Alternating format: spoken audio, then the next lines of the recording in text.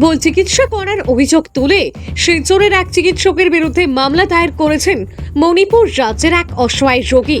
বৃহস্পতিবার শিলচর শহরতলিতে এক সাংবাদিক বৈঠকে চিকিৎসকের বিরুদ্ধে অভিযোগ উত্থাপন করে ন্যায় বিচারের দাবিতে আসামের মুখ্যমন্ত্রীর দৃষ্টি আকর্ষণ করেছেন এক রোগী। এদিন সাংবাদিক বৈঠকে মণিপুর রাজ্যের জিরিবাম থানাধীন কাশিমপুর গ্রামের বাসিন্দা অসহায় রোগী আতিকুর রহমান জানান, মূত্রনালীতে ইনফেকশন হওয়ায় চিকিৎসা করার জন্য শিলচর আরি হসপিটালে আসেন। এখানে চিকিৎসক ডক্টর এডেন সিনহা বায়োপসি করার নামে অজ্ঞান করে পুরো পুরুষাঙ্গ কেটে ফেলেন। এইসব দেখে তার স্ত্রী কদিন অজ্ঞান ছিলেন। তিনি নিজেও ব্যান্ডেজ খোলার পর দেখেন তার পুরো পুরুষাঙ্গ কাটা রয়েছে। এ নিয়ে চিকিৎসক ও হাসপাতালের সঙ্গে কথা বলে কেউ সদুত্তর দেননি। পরে অপারেশনের সেলাই কাটার জন্য যোগাযোগ করলে উল্টো হুমকি ধুমকি দেওয়া হয়, কিন্তু কোনো হাসপাতালে চিকিৎসা না করে ডাক্তাররা বলেন, যেখানে অস্ত্রোপচার করেছো সেখানে গিয়ে সেলাই কাটে।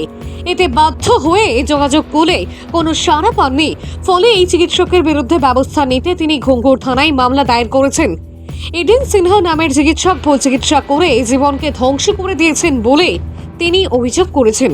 অসহায় রোগী স্থানীয় জিপি সভাপতি ফয়জউদ্দিন, ওয়েসি ফ্যান্স ক্লাবের সভাপতি বাপন বড়ভূইয়া, বাহার উদ্দিন সহ রোগীর আত্মীয়রা জানান, শিলচরের একাংশ বেসরকারি হাসপাতাল ও কিছু চিকিৎসক স্বাস্থ্য সেবার নামে কসাইখানা গড়ে তুলেছেন। এদের বিরুদ্ধে ব্যবস্থা না নিলে নিরীহ রোগীদের হয়রানি দিন দিন বাড়বে। আমরা অপারেশনের পরে বহুতবার যোগাযোগ করছে এই ডাক্তার ইরান সিংহর লগে, কিন্তু এই বেচারা কোনো রেসপন্সও দেয় না, আরো দম দেখায়। এর লাগে আমরা মেডিকেল কলেজ এই পেশেন্ট গেছে, আরো অন্যান্য প্রাইভেট হসপিটালও গেছে, গেলে তারা খেয়েও এই রিস্ক লয় না। আর 19 তারিখ মে মাসর তার অপারেশন ওটি করা হয়েছে, আজকে হইল গিয়া জুলাই 3 তারিখ। এখন পর্যন্ত তার সিলাই পর্যন্ত রয়েছে, যৌবানঙ্গ তো শেষ, তার সিলাই রয়েছে, এখন পর্যন্ত কোনো ট্রিটমেন্ট নাই। যা তারা হয় উঠিয়া এই তুমি তোমার যে অপারেশন করতে যে হসপিটালে করতে এই হসপিটালে গিয়া তুমি ট্রিটমেন্ট করো, আমরা এটা হাত দিতাম পারতাম না।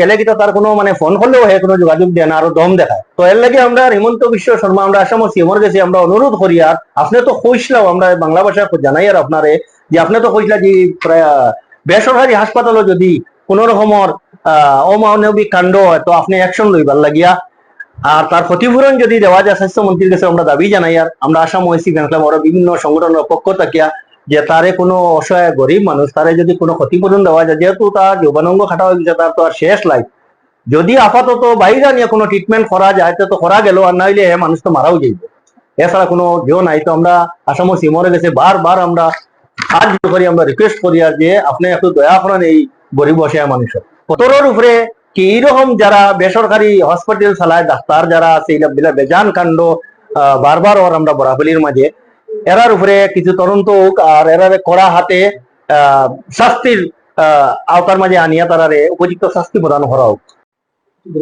আমার নাম আতিকুর রহমান, বাড়ি হলো জিরিবাম কাশিমপুর। আমি আসলাম শিলচর আরি হসপিটাল 19 তারিখ মেয়ের 19 তারিখ আইসি, আইয়া ইদেন সিংহা স্যারডে দেখাইছি। আমার একটা পেশাবার রাস্তাতে স্পট আসলো সামান্য, দেখানি ঘরে কথা তোমার এটা বেমার বড় ধরনের বেমার হইতে পারে, আমি একটা বায়োপসি টেস্ট লওয়া লাগবো আগে। 19 তারিখ আমার বিকালে 6টার সময় হারাই দিয়েছেন, হারাইয়া কইছেন তোমার বায়োপসি লওয়া হইতো, তোমার নিষেধ করা লাগবো না, তুমি কষ্ট পাইবা। তারপরে আমি নিষেধ করে তারা বেডও জিও করছেন, আমারে বায়োপসি লইছে। এরপরে তো আমি বেডও থাকি বাহরে দিয়েছেন, আমি অজ্ঞান আসলাম, আমি বেডও গেছি। বেডও গিয়া দেখি আমার মানে আমি আমার বেটিরে ফটো দিছেন এর ভিতরে, বেটি ফটো দেওয়ার পরে আমার বেটি তো অজ্ঞান হইয়া আইসিতে রয়েছে 3 দিনে। ওটা দেখিয়া তার ব্রেন এফেক্ট হয়ে গেছিল। ফটোটা যেটা আমার পেশাবার অঙ্গ যেটা কাটিছিল তারা, ওটা দেখিয়া আগে আমার বেটি অজ্ঞান হয়ে গেছে। অজ্ঞান হওয়ার পরে 3 দিন ড্রেসিং খুলেছেন তারা, ওটির ড্রেসিং খোলার পরে আমি দেখলাম যে আমার কিচ্ছু নাই, জিরো হয়ে গেছে একদম। পেশাবার অঙ্গ আমার পুরুষের যেটা আছে যে এটা সব জিরো হয়ে গেছে। ও স্যারকে আমি কইলাম, স্যার এটা কিতার লাগে কাটলা যা, যে না এটা তো তোমার পেশাবার রাস্তা পাইছি না, ও কারণে কাটছে। আর আমার কিচ্ছু জিজ্ঞাসেন না, মানে আমার বেশ করার পরে আমি বাজে 3 দিন পরে দেখছি ওদের ড্রেসিং খোলার পরে বায়োপসি লাগি। তো বায়োপসির কারণে আমার কোথাও সামান্য একটা মাংস লইমু, তোমার বায়োপসি মতলবটা পুরা মাংস লইমু, মাংস লইয়া তোমার 4 দিন তুমি বড় যাইবা গিয়া। এরপরে তো আমার এদিন তারা জিও করলাম, ও ইঞ্জেকশন মারার পরে বায়োপসি লওয়ার পরে এখন আমার সবটা নাই, জিরো দেখছি। দেওয়ার পরে তো আমি কইলাম, আমি কল করছি, ফোন সুইচ অফ হয়। তারা মেডিকেল মেডিকেল যে জিও করছি আইসি আর অসুখ করে একটা ছেলে তানে তানে আমি কইলাম ওলা স্যার স্যার তো নাই স্যার মুম্বাই স্যার বোর ক্যান্সার হয়ে গেছে তুমি বারবার আও কিতালে বারবার ডিস্টার্ব করো কারণে কল করলে ওলা কয় না আমারে এরপরে স্যার দিয়ে আমি এসএমএস রিপ্লাই বেজান এসএমএস করছি এটা রিপ্লাই দিছেন না লাস্ট একদিন রিপ্লাই দিছেন জুনের মাঝে জুননি কি মানে কি প্রায় ধরো 15-20 দিন পরে আমার রিপ্লাই দিছেন দিয়ে ওই সময় আমার কইছেন ঠিক আছে আমার বোর ক্যান্সার হয়েছে আমি আইয়া তুমি বারবার হাওলি আমার আও কিতার লাগে আইয়া ডিস্টার্ব দ্বারা কিতার লাগে ঠিক আছে আইয়া কত হইব আইবার সময় তোমার পুরা গোষ্ঠী লইয়া আইও বলা কইছেন হওয়ার পরে তো আমি আর আমার এখন কোষ ফুলিয়া অত মোটা হয়ে গেছে কোষ সোসাইটি একটা গোটা হয়েছে সোসাইটি একটা হয়েছে দুইটা গোটা হয়েছে আমার পাওয়াটা এফেক্ট হয়েছে খাওয়ার লইয়া আমি হাঁটতে পারি না বইতে পারি না বেদনা হয়ে যায় আবার